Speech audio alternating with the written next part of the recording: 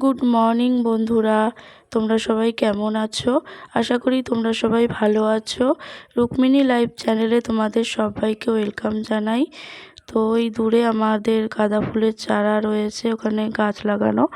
আর এই যে বাঁশের ঝাড় ছিল এখানটাতে, আমাদের বাড়ির পেছন দিকটাতে বাঁশের ঝাড় ছিল অনেক বড়, তো সেই বাঁশগুলো বেচে দেওয়া হয়েছে, তো কেটে নিয়ে গেছে।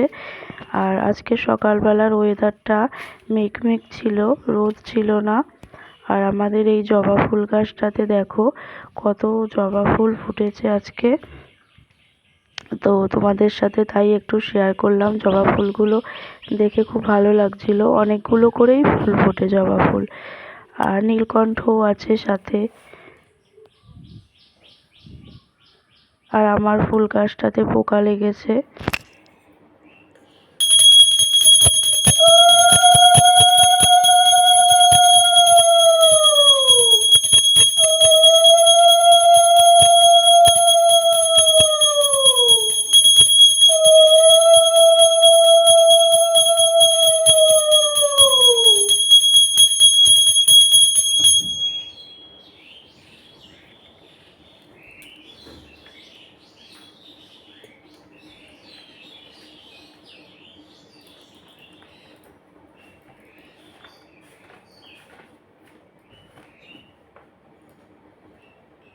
শ্রী হনুমান চালিসা।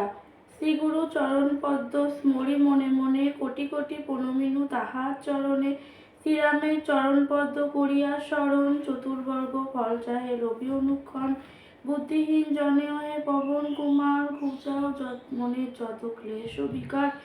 জয় হনুমান জ্ঞান গুণের সাগর, জয় হে কপিস প্রভু কৃপার সাগর। শ্রীরামের দূত অতুলিত বলধাম, অঞ্জনার পুত্র পবন সুত নাম। মহাবীর বজরঙ্গী তুমি হনুমান, কুমতি নাশিয়া করো সুমতি প্রদান।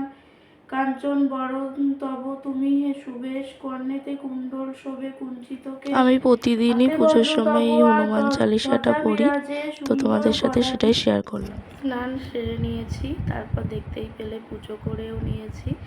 তো তারপর অনেক দিন বাদে তোমাদের সামনে এলাম কিছু কথা বলার জন্য। আমার শরীরটা একটু ভালো না হতে হতেই আমার ছেলেরও সেই ঠান্ডা লেগেছে, জ্বর এসেছিল, ওকেও ডাক্তারের কাছে নিয়ে গিয়ে ওষুধ নিয়ে এসেছি।